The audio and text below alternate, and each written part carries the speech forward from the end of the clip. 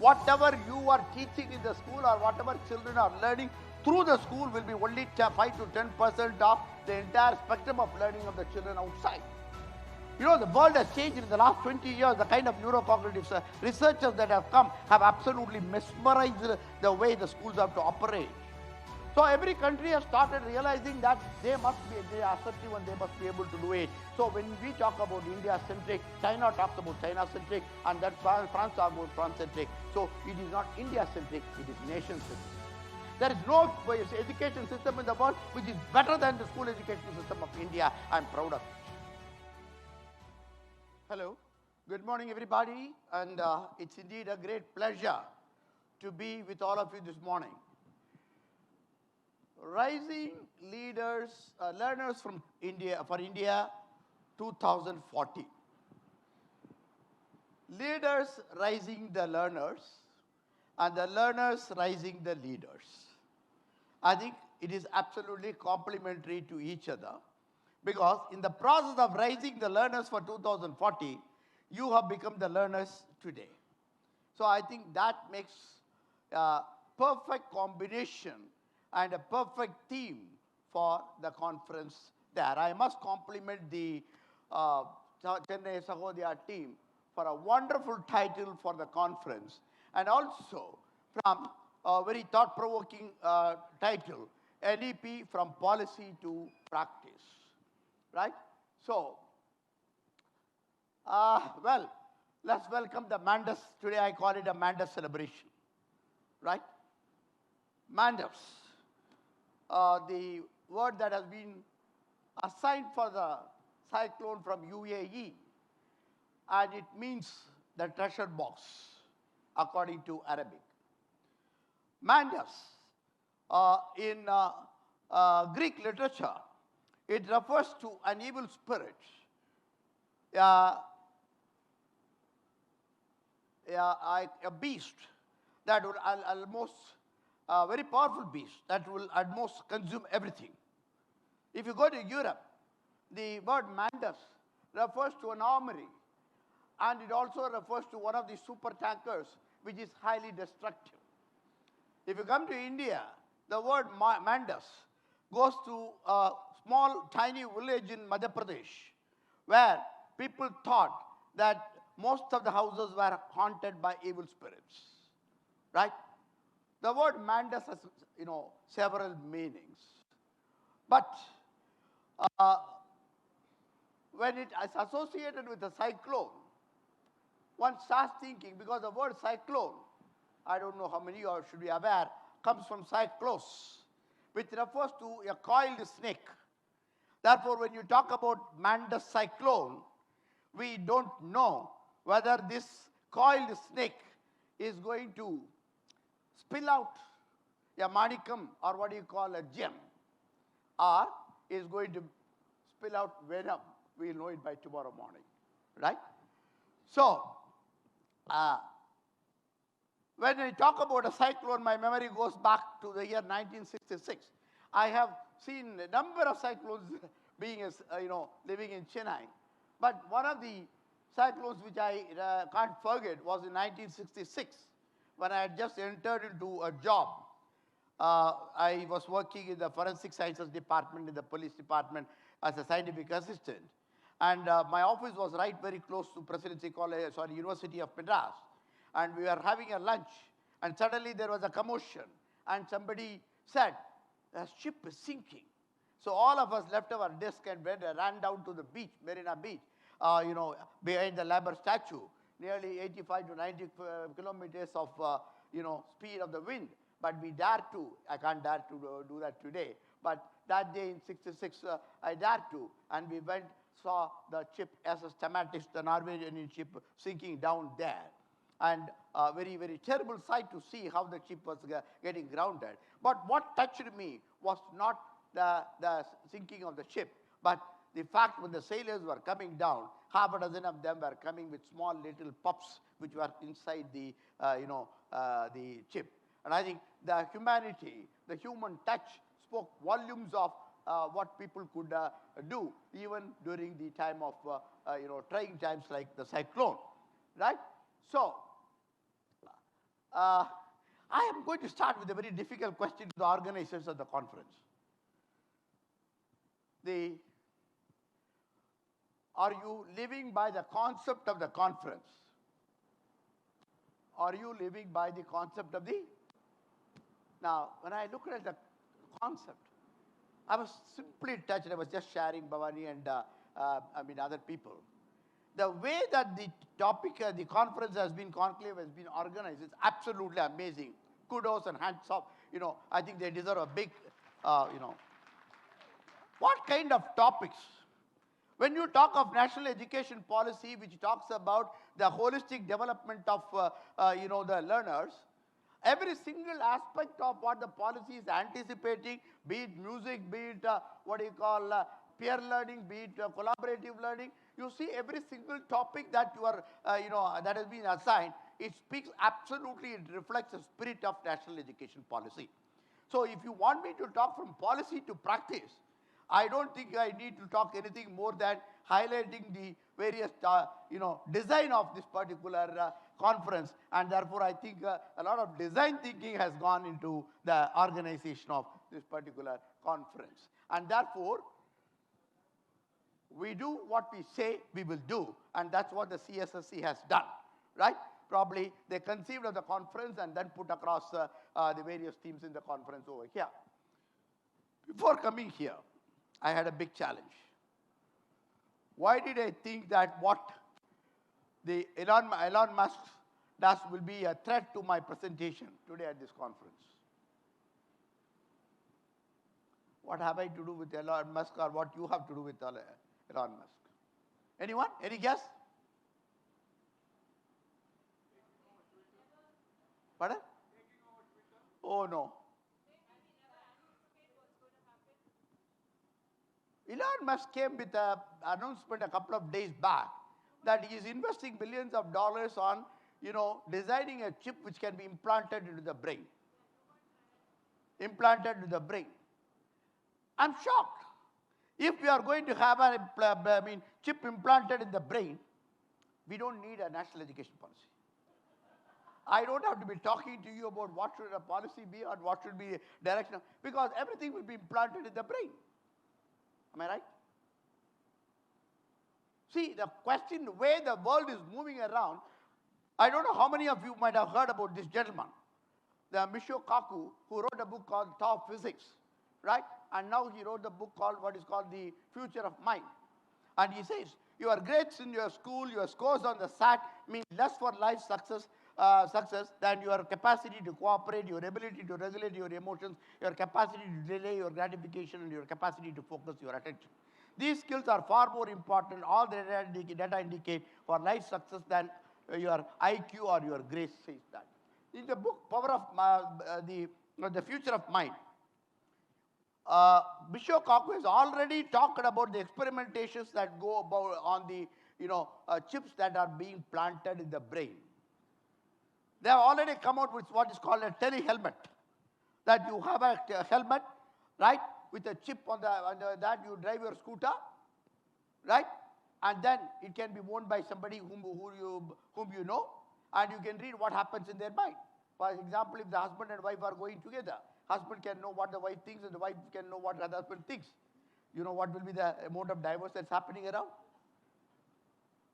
They're talking about a chip that can be planted in any other system. For example, the German neuroscientists had one chip designed which was implanted in the brain of a chimpanzee, an ape in Africa, and they wanted to find out whether whatever the scientist thinks is going to be, the chimpanzee will think, yes, what he thought and it executed. Thankfully, the reverse did not happen. Okay? The question what I am trying to say is, if the technology and digital technology is going to dominate with all of us, what are we talking about a national education policy 2040? I don't know what is going to be 2025.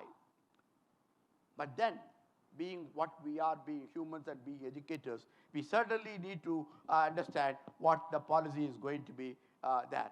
Questions for learning in 2040. If you are thinking of 2040, you need a few questions to be answered. One, How would you prepare and facilitate a child to learn without schooling? Isn't it very shocking? Will the children come to schools? What will be your school rate? You know, already you have, when I was the director, we used to say 75% attendance. Now Supreme Court and everybody interferes that even with 35% attendance, you can walk into the school, write the examinations. And if your parents are going to ask you, okay, I will enroll my child in your school, just like you got B.Ed without going to the college, you will also send the school, give them the degree without their attending. Yes or no? That is going to be the challenge that you are going to have. You need to plan what kind of a school, the concept of a school is going to change in 2040. So how are we going to position the national education policy for a school of 2040? Question number 2, how to recognize, support and measure learnability. Learnability is entirely different and learning is entirely different. Whatever you are teaching in the school or whatever children are learning through the school will be only 5 to 10% of the entire spectrum of learning of the children outside. If that be so, what is that you are going to assess? What are you going to evaluate the child? Right? What kind of competencies we will have to evaluate an unknown child and a person without learning? That's challenge number 2. Question number 3. How do we support creative thinking and critical thinking through integrated learning? Learning is going to be totally integrated if this national education policy is going to be in place. Right? So, if you are going to have, we have not prepared our teachers for integrated learning. We ourselves don't know what is the difference between integrated learning, multidisciplinary learning, interdisciplinary learning. If that be so, how are we going to design? When you talk of multilingualism, does it mean study of different languages or integration of different languages into different disciplines of learning? So, you are going to have critical thinking and creative thinking is not a propriety of a school. Children are going to think creatively in spite of the school. That's a challenge that you are going to have. If that be so, how are you going to assess the children? That's question number 3. 4. What are the advantages, challenges in social construction of knowledge? Knowledge is not going to be constructed individually. Already, your Facebook, your Wikipedia, everything is a representation of social construction of knowledge.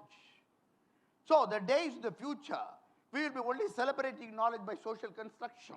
If that be so, how would the schools redefine themselves as not instruments for educating individually, but instruments of creating social constructivism of knowledge? Our thought process has got to go change. Question number 5. What will be the mismatch between learning culture, and school definitions of culture? 3 different cultures. The schools of future will be defined by a learning culture. The schools of the future will be defined by a school culture. It's not 50 years or 100 years that you are celebrated, this is going to matter.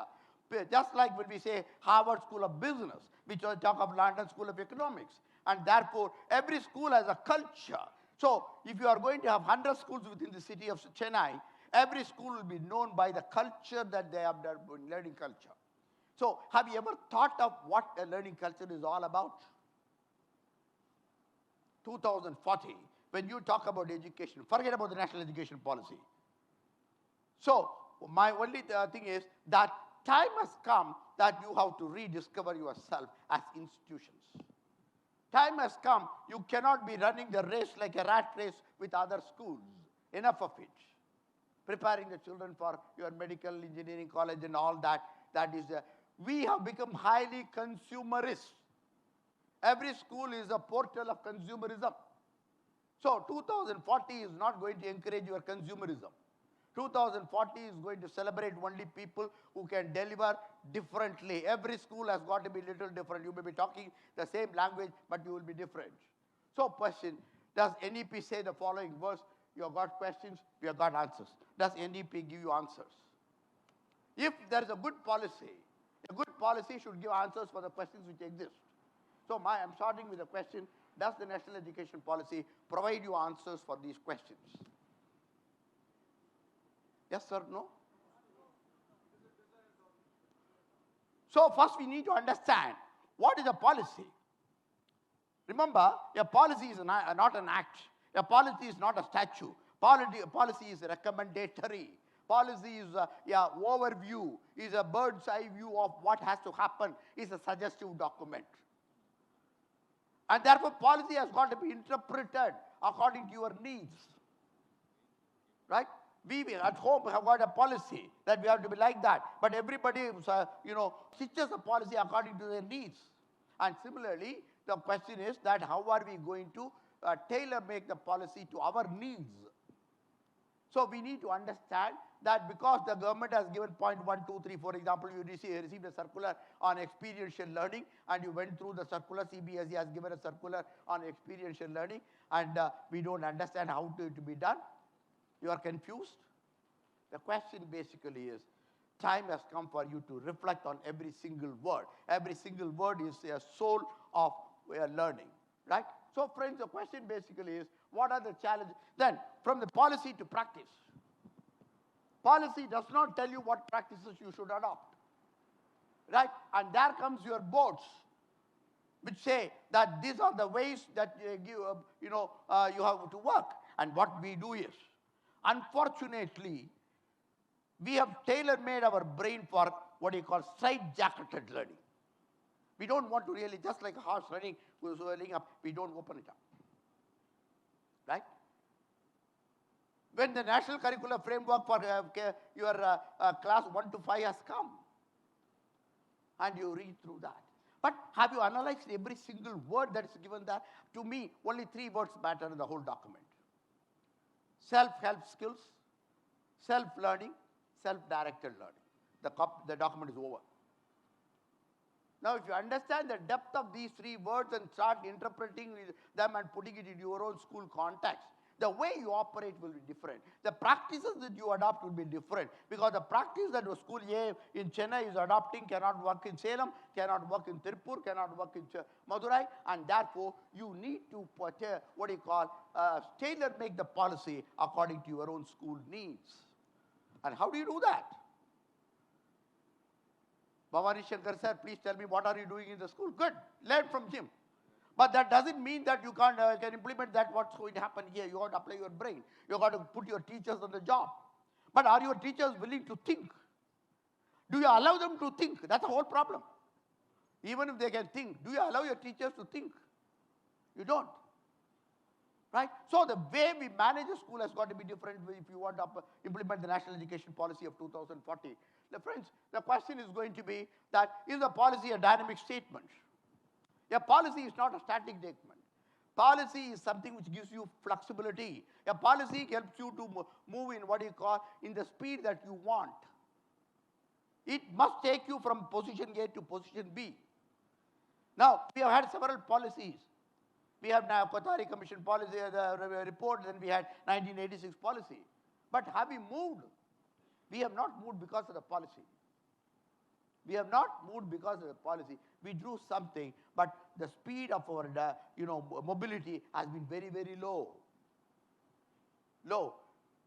We are now in the knowledge society where if you don't move, they push you. If you go to Bombay, you just stand in the direction where you want to go. They will take you where you want to go. And that's what is going to happen in education. Right? That's what we are going to happen in education. Because you will be doing so many things without knowing why you are doing it because somebody is pushing you. Therefore, friends, time has come that you have to, absorb the policy. We, as a chemistry teacher, I used to use 2 words, adsorption and absorption. Adsorption is a surface activity. I also know about national education policy, right? I met a principal, asked whether he have gone through the NEP. Sir, I read in newspaper. I said, very good. Right? You got to absorb the policy. How to interpret that? So, is the policy dynamic? This is a first policy. I have been in education for 50 years. I joined as a teacher in 71. I've gone through the policies from Kothari Commission onwards. I must tell you, for the first time, I'll say, hats off. This policy is entirely a different policy. But we need to understand that. We need to appreciate that. Right? We are not here to blame anybody. Number 1, is this a policy, a dynamic statement? Yes, it is. Second, Is the policy a catalyst to some aims and fulfillment of the future needs? Yes, it gives you a lot of freedom. But are you willing to take the freedom? Are you willing to take the freedom? Are you willing to work towards the direction of freedom? The whole problem is we don't understand the difference between freedom and arbitrariness. Most of our actions are arbitrary. Not, they don't go with the regulation. They don't go with the discipline of thinking. And therefore, please remember that this policy gives enormous opportunities for you to move towards 2040. Because you don't know what jobs will exist in 2040. Am I right?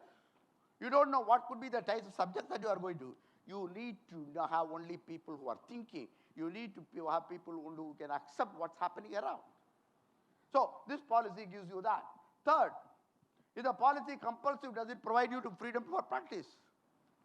Just like this bomulatum, somebody is operating from the top. Right? And that's exactly what we are doing. Sir, CBSE is saying this. Where is CBSE talking about your KG class? Do they come and say KG class, this is what to be teach? Do they say that there is an assessment pattern in KG, you have got to do that? How many of us have changed the assessment pattern in our primary and pre-primary classes? We are judgmental. We don't assess children, we judge children. What are the kind of question papers that we are having? Typical. 30 years we have not changed the question papers. Right? The way we think questions, unless you change your questions, you will not be able to make your children think. And there's no point in blaming the policy if you don't make the children think. So, you have enough freedom. The question before you is, are you willing to take that freedom, curricular freedom, pedagogical freedom? More than the curricular freedom, pedagogical freedom is important. We are prepared to take the curricular freedom, we are not prepared to take the pedagogical freedom. But remember, if you don't take the pedagogical freedom, your curricular freedom is of no use. So, your teachers, are they willing to experiment? Are they willing to innovate? And how do I, as an administrator, I am ready to give them the opportunities for that? Right? Question 4. Is the policy aligned to realistic availability of resources and competencies? Right? Policies talk something, I don't have resources. Right? Remember one thing, the policy doesn't talk about what resources you should use. Doesn't matter what kind of resources you use, but are you willing to invest on the resources? The greatest resource a school has is the library. And most of the schools have got libraries as stock houses. You dump things over there. Right? Now the question is, how are you going to celebrate knowledge in the schools to come? Okay, your libraries may be getting irrelevant the days to come with technology coming through. But are you willing to learn even through technology? How much time do we as heads of institutions, allocate time for our own learning? The world has changed in the last 20 years. The kind of neurocognitive researchers that have come have absolutely mesmerized the way the schools have to operate. And brain research very clearly says all the pedagogies, the methodologies that we are using today are defective. Because the brain is not tuned for teaching. The brain learns. And we as have to only create an environment for learning. Therefore, that's a question that you have. What are the roadblocks to implementation of the policy? Sir, I want to follow the national policy, but I don't have. You have 100 reasons for not doing a thing, but not one reason why you should do that. And I tell you, this policy doesn't provide any roadblock for an inspired individual. The policy gives enough opportunities to implement. Are you willing to do that? So remember, friends, that you are going to have these challenges coming to you. The first question which I am challenging, how is the policy aligned to the needs that trigger practices? They asked me to speak on practices. Is the policy aligned to trigger practices? Yes, it does. What kind of alignment it has, I will tell you. But how should you practice? That's your arena. You will have to go back and see what should I do. Doesn't matter. You need not do 10 things, but are you prepared to do one thing? For example, I use only 3 words. Can you go back from class KG to class 5? How do I create an environment for self-learning and self-directed learning? How do I prepare my children for self-help schools? 100 things will come to you. How do I monitor my curriculum and pedagogy to develop these skills? It will come to you. How would you prepare the children who are thinking children from KG class onwards? People say, "Bacche kai kya sochte hai, sir?" How will children think? Why not? Every child right from the prenatal stage is thinking child. But we don't accept it. Why we don't accept it? We want our authority to say. I am the father, I am the mother, I am the teacher.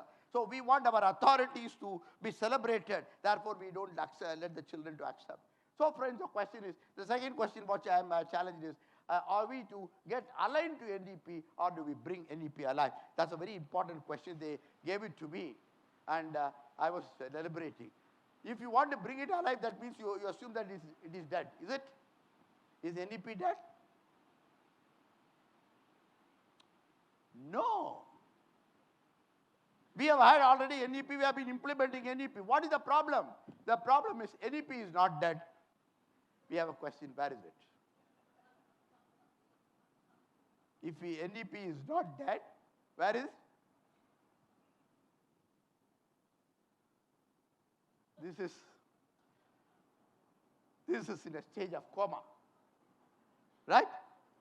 Please wake up. NEP is an active NEP, a spirited NEP, an inspiring NEP is there for 20 years. The NEP is not sleeping, but we are in coma. And we put all the blame on everybody else because we are in a coma. Therefore, the most important thing that the NEP demands is self-awareness on the part of school leaders. You must know what job are you doing. Don't be glorified clerks. I'm sorry if I'm using a wrong word. But I do, because I see there is a transition. Number of principals have become glorified leaders, only putting correspondence and putting data, this, that. And I don't think they use enough of their time for pedagogical innovation, pedagogical engagement. That's very, very important in the days to come. Right? Every principal needs to be an academic leader more than an administrative leader.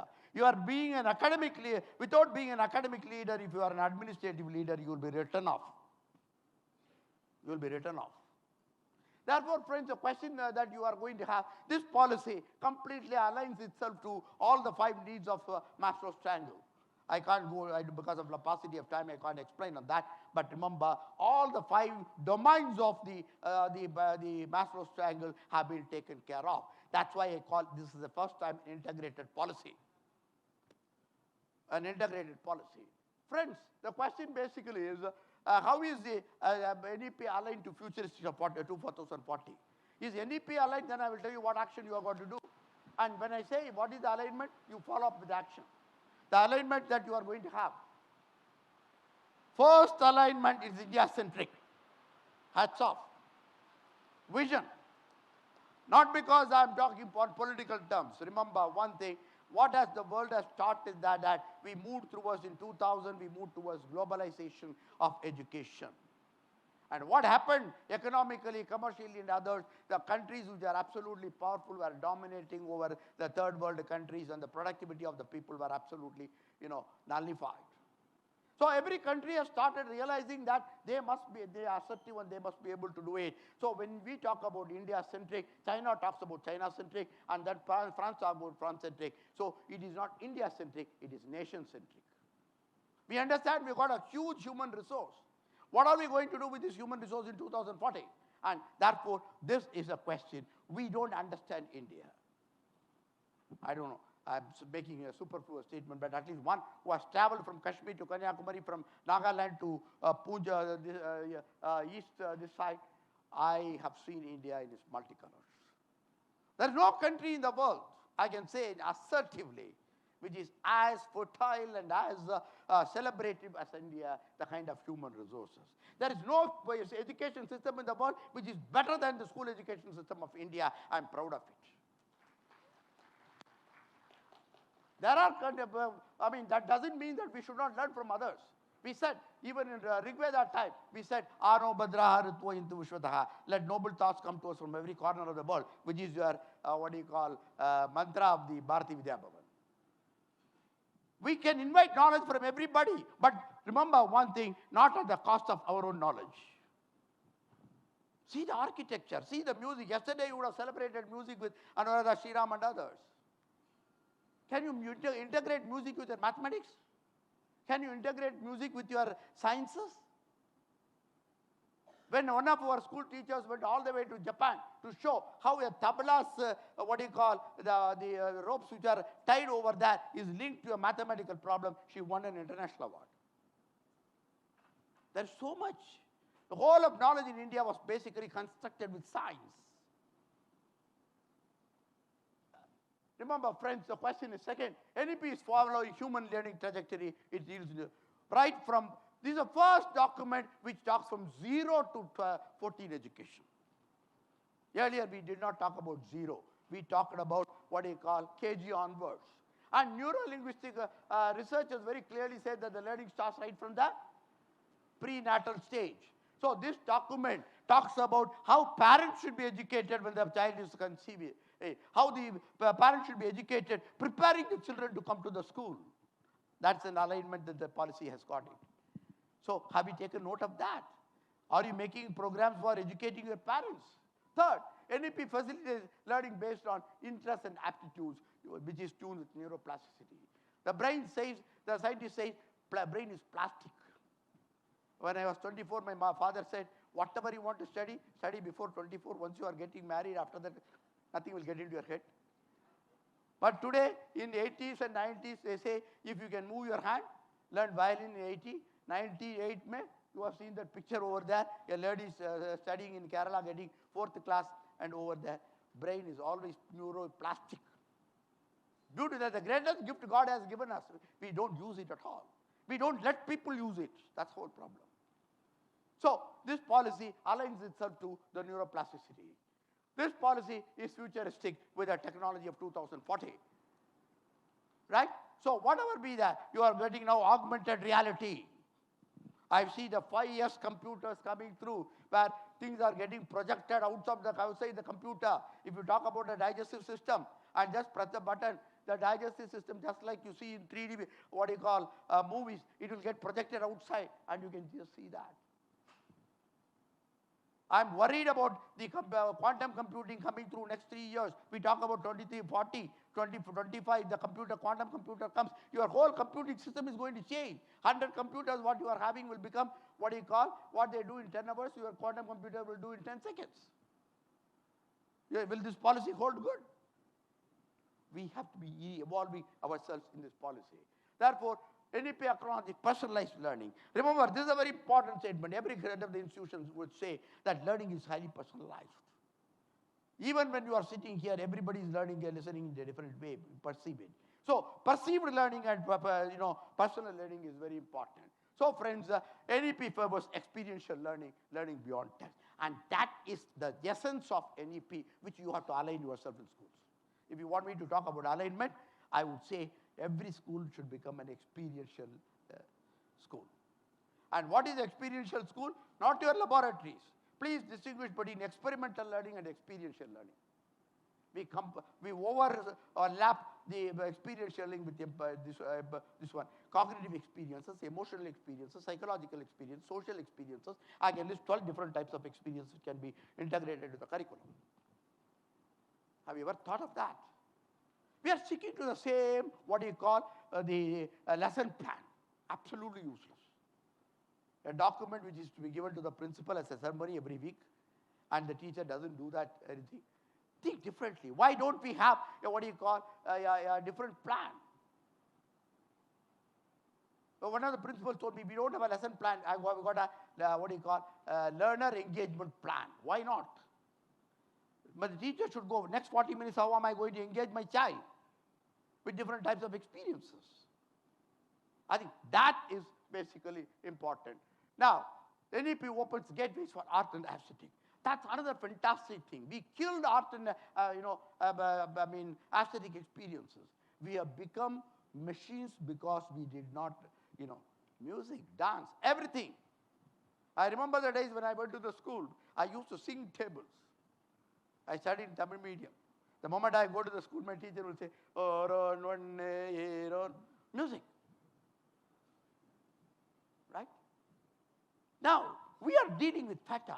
Appreciation of human nature has gone. That has killed the human development. Humanization of learning has been totally killed because we have not touched this particular area. Now, some principals ask me, sir, should I increase one more period for painting, dance? Sorry, no. Teaching mathematics with aesthetic experience, teaching with that is way that you, change the way that you function. So, you have to think on that whole brain activity, right brain and left brain to put together. You know, even designing a timetable is scientific. What should go? Morning, first period, why do we put mathematics? Because the left brain is working faster. And the brain, left and right brain alternate every 90 minutes. And therefore, first 2 periods for left brain, next 2 periods for the right brain. Have you ever thought about it? Why do we give skilled, work in the afternoon over there? Because after food, lot of blood goes to the brain and people start sleepy. Therefore, we should work with hands at that time. We blindly put timetable. Am I right? Question is, that's why exactly what I'm saying, we need to think differently. So friends, NEP encourages multidisciplinary learning. Then blind man said the elephant is different. Why not? That's how they perceive. Right? The question what I'm saying is, if you are teaching poetry, somebody is, if you are teaching daffodils, one child is impressed with the landscape, the other child is impressed with the meter, the third child is impressed with the description over there. Let everybody celebrate everything. Why not? When you go to a big temple, somebody looks at the temple tower and says, oh, fantastic. Somebody looks at only a statue with and that's what the world is all about. We want our children to look at the same thing what we are looking at. So, NEP provides diversity of learning. NEP provides multidisciplinary learning. And if multiple disciplinary learning has got to come, what should happen? First, my principal should start thinking differently. Mark Vallier, performances. Please remember that you have got to be different. Multilingualism. This is another, people are pressing panic button. Sir, I said languages will get automatically integrated with that.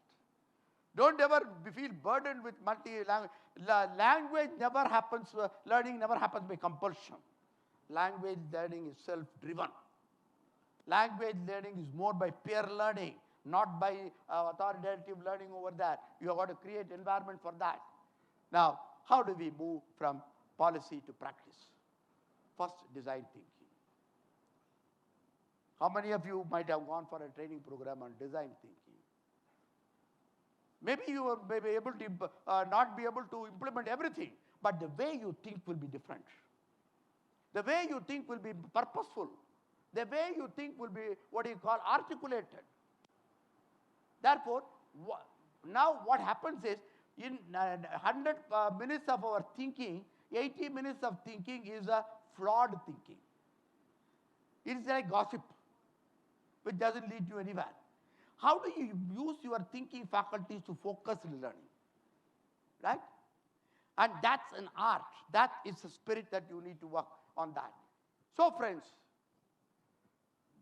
open your third eye to education. This is the second thing. Education is not what you see. Education is not what you are giving. Education is not certification. Education is not completing a course of study. Education is developing a human being. Developing education is a human spirit. Are we as schools doing that? That's a question you have to ask for that. NEP is basically focusing on you are opening your third eye. Right? So, please, local sahodiyas, go there and introspect on that. Third, practice innovation. No one stops you except yourself.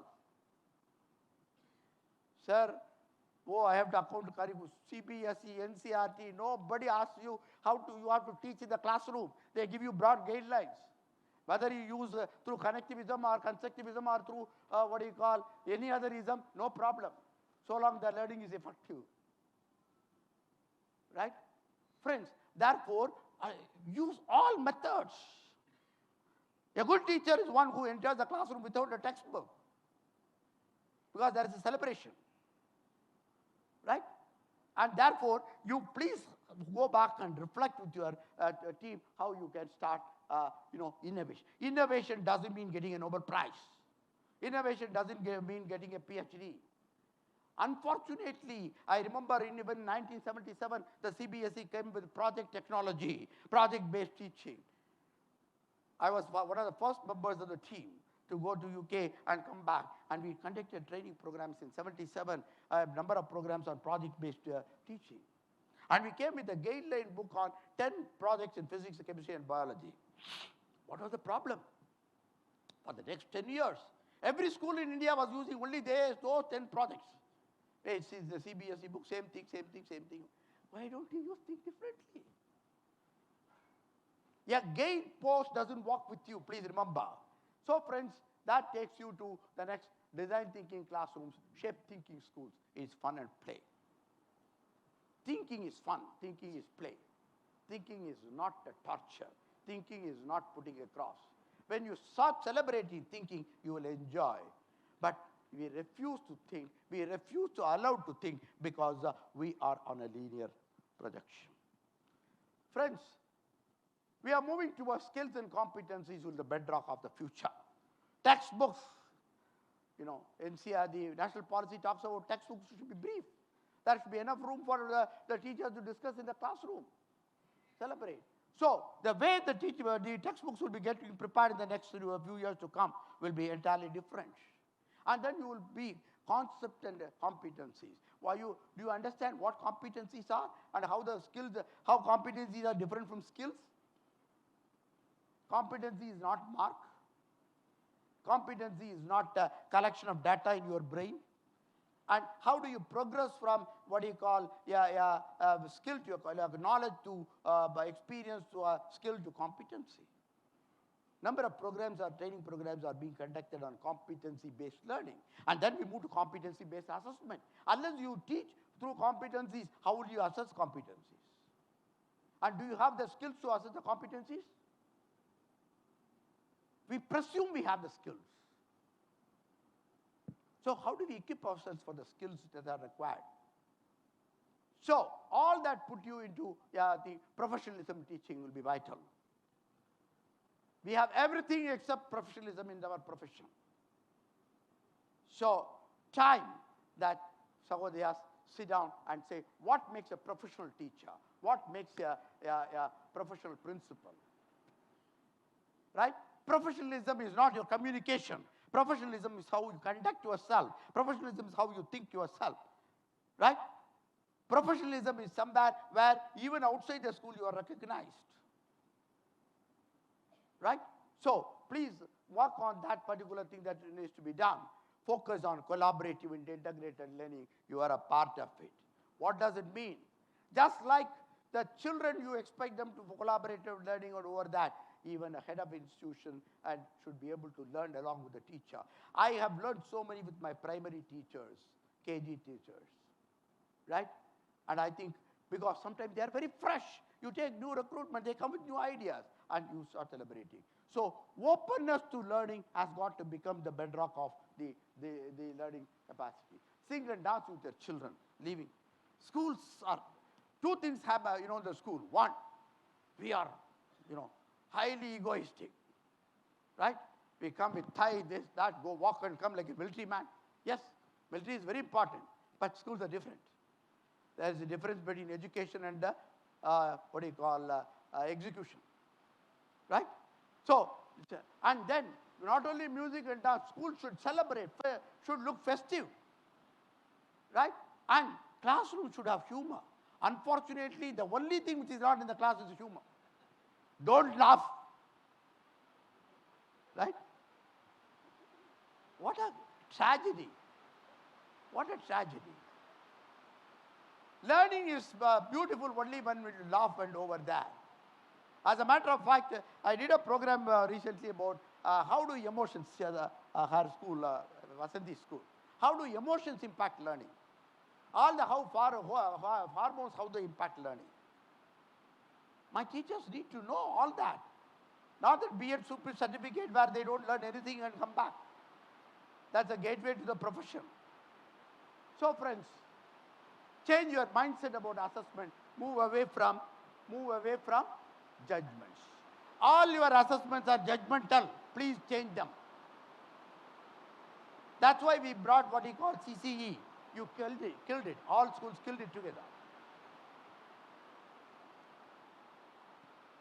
We don't have to celebrate a child that you are pass or fail. We have no authority to pass or fail a child. Look at that. Then celebrate backless schools. Fantastic concept. Somebody asked me, sir, 15 days. I said, that's the greatest mistake NEP has done. If I had to do anything, I would say 365 days. 365. Bagless day doesn't mean that you don't bring a bag, you don't teach that. Bagless day refers to the soul of the word bagless, means learning beyond the bag, learning beyond the text. Classrooms should be open. But you know, all our Gurukulas are bagless schools. How many of the children in Harvard and Stanford go with a book to the classroom?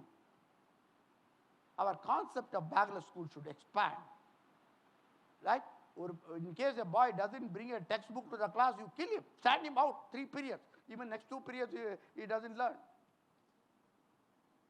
I think we need more remedial situations, ladies and gentlemen, and that takes you to the 9th point, focus on mental and emotional health. The future is going to have a big challenge for schools focusing, because most children are going to have mental and emotional problems because of the social dynamics that you are having and the broken families, no lack of support system, materialism, individualization, and therefore the national education policy talks a pretty important word, handling isolation. If you look into the primary curriculum, one of the words that has been used by the national education policy, how do you handle the isolation? Children are sitting only with a mobile for hours together, isolated individual. When they meet people, they have a problem. You read very closely the national education policy, it has very important terms. I'm impressed with the term, isolation of children. And that's going to be the greatest cause. Therefore, mental and emotional health is going to be very important. Sir, you can go on all these changes, but I don't like them. I will continue to do, because my job is safe. I am accountable to my management. I am accountable to X, Y, Z, right? So, remember, concept of schools should change. Schools will become by concepts. That is the future. I will take only 4 or 5 minutes to finish off. Concept of schools will change. Schools will become. So what is the concept that your school is going to stand for? That's a vision document. It's not a vision you take the vision of 10 schools and put one word of each together and prepare a vision document. That's not going to be the vision document of the future, but you have got to prepare your vision document that explains your context. Concept of school leadership will change. School leadership is not going to be the same. Concept of schools will change. Leadership is not going to be the same. Principal is not a positional leader. Please remember, 90% of principals today exist as positional leaders. Because you've got a position, you stand there and you say you are a principal. I'm not blaming. I have been a principal myself, I know. But remember, the future principalship will not be for those who can hold a position, but who can hold a wisdom, who can hold a principle, who can hold a thought. They are going to be thought leaders. That's exactly what you put across. If you are not a thought leader, you are not going to be that. Facilitate anytime, anywhere learning. And that a school should do. I very often in the conference I say, a school of the future will be defined as a knowledge cave. Just like people coming and going, have a coffee and go in a cave and discuss and come professionally, children will come, go to the canteen or sit in the classroom, share a coffee or share this one and discuss and go. Peer learning, collaborative learning and social learning will be the future. And therefore, give ready, not necessarily through the textbook, through several methods like project-based learning, facilitate them to learn all that. So, what should schools do to align with NEP? One, knowledge of India. I forgot about it. Knowledge. This is going to be very, very critical. The national education policy focuses on knowledge of India. remember, you need to give one period. Knowledge of India is not the history of India. Knowledge of India is not the geography of India. They are true, but beyond that, there are hundreds of thousand things that exist in India in terms of literature, music, dance, this, that, everything. And I think India by itself is a celebration. And we don't understand that. We have imprisoned India into a textbook, into a lesson. I think that's where we have to get out over there. So friends, redefine. Tell your children to redefine wealth. I think that's a very important thing to happen. Children think that wealth is money. Wealth is not money. Money is an insignificant component of wealth. Today, children are losing the concept of wealth, and the national education policy focuses on two different ways. That knowledge generation is wealth, social integration is wealth. There are 101 things which make you wealthy, but unfortunately, we kill all that to provide a certificate. So, friends, I think I'm coming. Encourage enterprise. This is a very important thing. I've tried in schools, entrepreneur clubs in class 3. What a job they are doing, amazing. When I introduced entrepreneurship in class 11, principals, professors of colleges came to me, sir, this cannot happen. They should do BCom, only they can do that. I said, no. Enterprise has nothing to do with that. I've seen schools in Chennai, class 3, class 4, people doing wonderful job. The concept of enterprise, the soul of enterprise, the spirit of enterprise. I think to make them enterprising, we should become enterprising. And that's the, so 4 things you will do, 4 mantras of the future, and that's my last 4 slides. 1, managing survival must change. That's going to be the challenge of 2040. Managing, your survival will be challenged. Schools, I've known schools with 2,000 strength today struggling for 200 strength. Managing survival, because unless you growth is not the number of rooms that you have. Growth is intellectual growth, emotional growth, and there are so many things. So redefine, managing survival must change. Then, managing sustainability with growth. If you want to sustain, you can't grow. If you want to grow, sustainability becomes a challenge. So how do you balance both these two is the second one. The third challenge that you are going to have is what do you call engaging with excellence with ethics.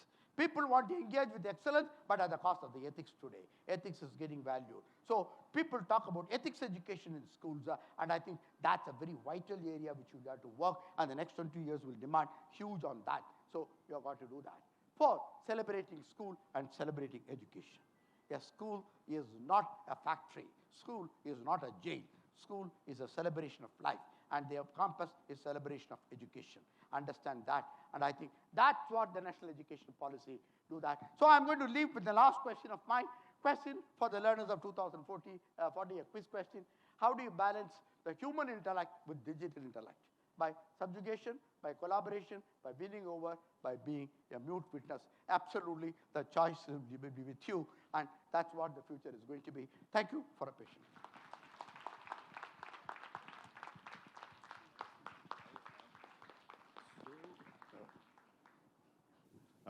Sir, I've been part of NEP discussions for the last many years, and I can say with some confidence that this was the best analysis of NEP that I've ever seen in the last so many years. Thank you so much for the very detailed and practical tips as well. Very small question on measurability, where we are in this rat race of marks all the time, and I agree that there has to be conditioning done to all stakeholders. But should there be measurability for students in the classroom at all? How do they quantify in their future life? Thank you, sir. See, measurability is what you call a very mystic concept. If somebody asks me, if I am in the kitchen, if I am making a sambar, somebody asks me how much salt I should put. The next question will be, how many people are going to eat? What's the volume? You can't just put randomly. Similarly, when it comes to measurability varies from individual to individual.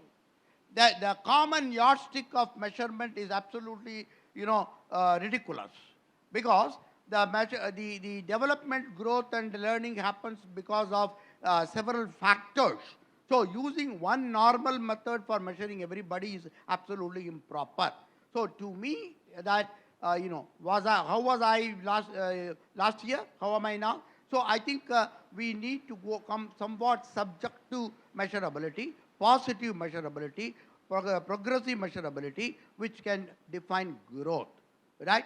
But what happens in the classroom is that 100 you got good, 99 you got you are bad. I think that idea of comparing in terms of numbers and others has to absolutely go. At least at the primary classes, qualitative reflection of performance is important rather than quantitative definition. And that's where the teacher training becomes very, very important. And basically, we should celebrate each child for what they can do or what they have rather than what they cannot do in comparison with others. That's my view. Yes, sir. Good morning, sir. I'm Ganesh from Salem.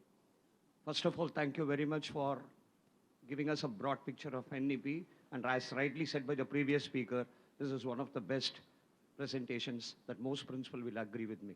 So my question is, with the stigma that we are in, do you see in the near future doing away of board examinations for class 10? Because we still talk about primary until middle school. With our social setup, do we see in the near future getting away this board examination for class 10 alone? What is your opinion on this, sir? Please throw light on this. See, I am a diabetic. People tell me don't take sugar. But every time I see something sweet, I am tempted. Should I stop eating sugar? Because somebody is going to measure my sugar, whether in terms of 120, 140, 180, or should I celebrate my life? The question basically is, examinations are what do you call a kind of a necessary evil implanted through the Macaulay system. Evaluation is important. Assessment is important, not examination. Examination is a ceremony to be completed. Evaluation is what do you call a medical examination of you period. I am very healthy, but people even tell me once in 6 months you have got to go for a checkup because something is not wrong with you. And therefore, evaluation is very important because whatever I have learned is in tune with what is required for me and somewhere. Is there something else happening around which can be suggestive? So the question is, we in schools should take the fear of examination from our mind. Examination is an event, just like you conduct your annual day, sports day and all that. We have overemphasized the examination and thereby killed the children for 10 years, not for 10 days. CBSE kills only for 10 days. We kill them for 10 years, right? Because right from the day of admission, we say 10th class exam, 10th class examination, KG class 1 question paper we set according to CBSE. I think most problem lies with us, not outside. And therefore, I think we need to rethink, get out of this fear of examination, right? The examination will come. You know, your schools are subject to inspection, right? Do you suffer inspection every day? No. Okay, people will come, we know how to manage them, send them off. That's right, over. Therefore, I think the problem lies, I have been conducting CBSE examination, All India Medical Exam, All India Engineering examinations and all that. And I know many children who go sit in the examination hall, don't write even a single word, come back because my father is waiting outside. I come to the exam center because my father is coming outside. And again, 10th class examination you will talk of. I don't think there is anybody in media. What is 10th class examination? Bogus. When I see that in a school, out of 30 students, 25 get 100 out of 30, 100, is that an examination? And you got a subject like science, 33 marks pass, 25 you get practical, 5 marks board will give you on grace. So you need 3 marks to pass. 1 in physics, 1 in chemistry, 1 in biology. And you call it science learning, scientific temper. What nonsense. Let's not worry about examination. Let's worry about how people learn. How do we make our classrooms vibrant and, I think this is my view. Sir, I have another question. Not a question exactly, but as you rightly said, I'm a big fan of the national education policy. And I truly believe a self-learner is the need of the hour. So for self-learning, what would be the importance of developing a reading program that develops good comprehension skills, which in turn aids the child to become a self-learner? One. And two, should reading program as such be developed, of course, on the four sub-skills of listening, speaking, reading, and writing? One. And should we dedicate time necessarily for that so that our future generation becomes a self-learner? See, all this what you are talking of is an external imposition. The fact that a child has done a spelling mistake, you write the child to write 10 times imposition. Do you mean to say the child is going to learn that again correctly? May or may not. To me, all that is important. What's happening in school system today, we don't light the fire of learning in the school children. The moment you light the fire of learning, books with the people will, whether they read Tagore, whether they read a fable, or whether they read something else, is entirely different. All that what has to happen for self-learning is lighting the fire in the minds of the children. Okay? Because you cannot handhold them for years. No. So the question basically is, if you light the fire for reading, if you light the fire for writing, how do you do that? There are 100 ways of doing that. Right? The way you teach. I'm not a student of literature, English literature. When I was a student of chemistry, I still remember in Presidency College we had a great professor called Mr. Ramswamy who used to teach Shakespeare. I used to cut my inorganic chemistry classes, used to come and stand outside his room in BA English literature class. He used to teach Hamlet. He used to say, to be or not to be, he walked. When he taught Merchant of Venice, when he used to say, a goodly apple rotten at the heart, I used to be looking at, amazing at him, impressive. People lived the character. But how do my teachers teach in the class? Right? You are teaching daffodils behind the lake, beneath the trees. Correct? Even the question basically you got is, I could have come and sat down. Why should I run from this corner to that corner? I would have just standard national education policy talks about the following points, 1, 2, 3. Half of you would have left by now. Huh? Theater, drama, passion. If I don't ignite the fire in you, how will you ignite the fire in others? I told them the last meeting, when I do a program and somebody comes and tells me, he said, sir, you've done a good program, I'm happy. I said, I don't care whether you are happy or not. Am I happy? If I'm not going to be happy with what I'm doing, why should I bother whether he's happy or not? When my teacher enters the classroom, is she happy with what he is doing? Is my principal entering the school, is she happy with what she is doing? If I'm not going to be happy, how are you going to? That's the answer, right? I think it's all in our mind. You get your energy by your thought, you get your energy by mind, right? I think time is already over. Only one question, please. Yeah. So, if I may. Yes, please. So as you said, the last point, it's about passion, and it's like the words from Dead Poets Society, the movie. And I have a very question that I think everyone would agree. Parents play the major role in development of children, as you said, the term of neuroplasticity and all that. They spend most of their time with their children, parents. So when we come up with some new things, parents don't agree with certain things, and they wanted to be their children in the rat race. And what is the step we should take? Simple thing. Parental education is more relevant today than child education. Okay. Therefore, what do you call a school needs to call parents and talk to them frequently, because they are not aware what's happening around. They got 100 things to do over there. So I have tried in a couple of schools over there, and parents do change, right? So we talk to them by talking. The last question. So to go on with to be or not to be. So the greatest challenge is accepting NEP 2020, all the skills that are there. But always bottom line, there is a saying that you may know English, but taking that English exam is a different skill set.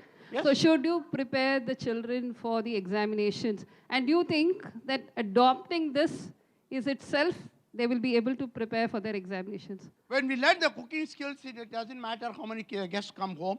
We prepare for 4 people, 10 people. Similarly, if you have all the passion skills available, examination is event, we will do that.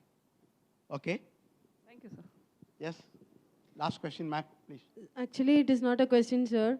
Like, we are much like adopting the NEP much before itself.